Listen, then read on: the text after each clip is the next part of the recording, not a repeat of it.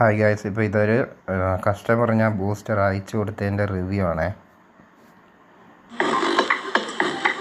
ಇದುವರೆಗೆ ದಿಕ್ಸೂಚಿ ಕೇಳಿದಿರಿ. ಪ್ರಸ್ತುತಿ ಸಂತೋಷ್ KL.